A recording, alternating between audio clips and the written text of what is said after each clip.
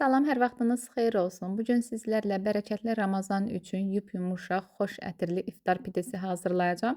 Son vaxtlar izləyicilərim məndən çox istəyirdi. Mən də hazırlayıb sizinlə paylaşmaq istədim. Xəmirini hazırlamaq üçün yoğurma qabına yarım litr, stəkanla ölçsəniz 2 stəkan yarım ilıq su əlavə etdim. Üzərinə 1 10 qramlıq paket quru maya və mayanın aktivləşməsi üçün 1 çay qaşığı şəkər tozu əlavə etdim. Üzərinə 1 yemək qaşığı duru yağ əlavə edərək çırpıcı ilə maya həll olana qədər qarışdırdım. Qapağını örtüb 5-6 dəqiqə maya aktivləşənə qədər gözlədim. Daha sonra üzərinə 6 stəkan unu yavaş-yavaş əlavə etdim. Unun da üzərinə 1 dolu çay qaşığı duz əlavə edib spatula ilə qarışdırdım. Qeyd edim ki, unu 2-3 dəfə olmaqla hissə-hissə əlavə etmək lazımdır. Və mən tam olaraq 6 stəkan undan istifadə etdim, amma unun markasına görə sizdə dəyişə bilər. Əlimlə xəmir yoğuracağam. Çox az ələ yapışan yumuşaq bir xəmir əldə olunmalıdır. Qabda saxladığım çox az unu da əlavə etdim. Xəmiri bir qədər qabda yoğurdum. Daha sonra dəzgaha da un əlavə edib xəmiri dəzgahın üzərinə alacağam. Amma əlimi də təmiz yuyuram ki, xəmir əlimə daha çox yapışmasın. Qısa bir müddətdə yoğurub tam bir kündə halına gətirdim. Yumuşaqlığını da göstərim. Bu şəkildə gözəl bir xəmir əldə olunmalıdır. Çox un vurmayın ki, pidələrimiz yumuşaq olsun. Və xəmiri kündə halına gətirib 2 eyni bərabər hissəyə böldüm. Həmin hissələrdə təkrardan kündələyirəm. Yəni hazırladığımız bu xəmirdən 2 orta ölçülü pide bişirəcəm. Kündələri hələlik kənara qoydum. Soba listi böyüklüyündə kəsdiyim yağlı kağızın üzərinə çörək ovuntusu, yəni suxarik səpdim. Əvəzində əsasən qaleta unundan istifadə edirlər.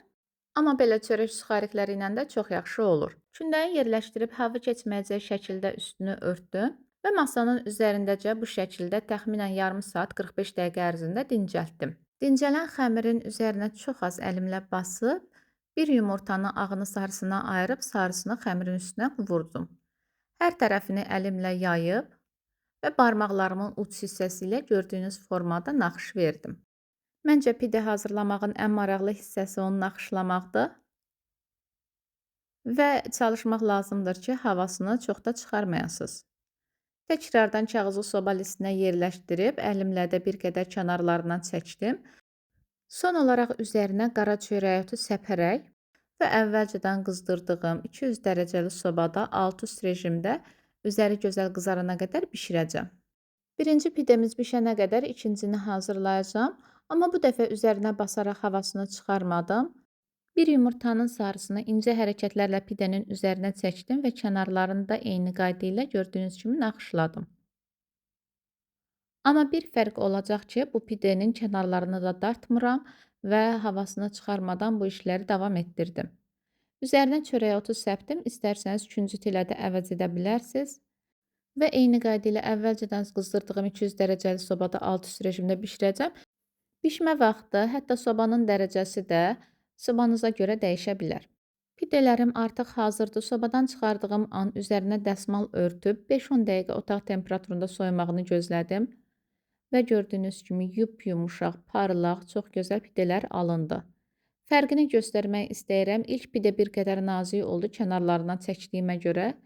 İkinci pide isə daha yumuşaq və daha qalın görünür. Hansını bəyənsəniz elə formada da hazırlaya bilərsiniz. Amma doğrudan da çox ləzzətlidir. Ramazan ayının sevincinə sevinc qatır. Hazırlamağa dəyər. Əvvəlcədən tutduğunuz orucunuz qəbul olsun.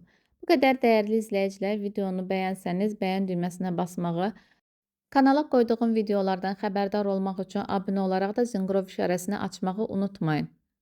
İzlədiyiniz üçün təşəkkür edirəm. İnşallah gələcək videolarımda təkrar görüşərik. Sağ olun, Allah'a əmanət olun.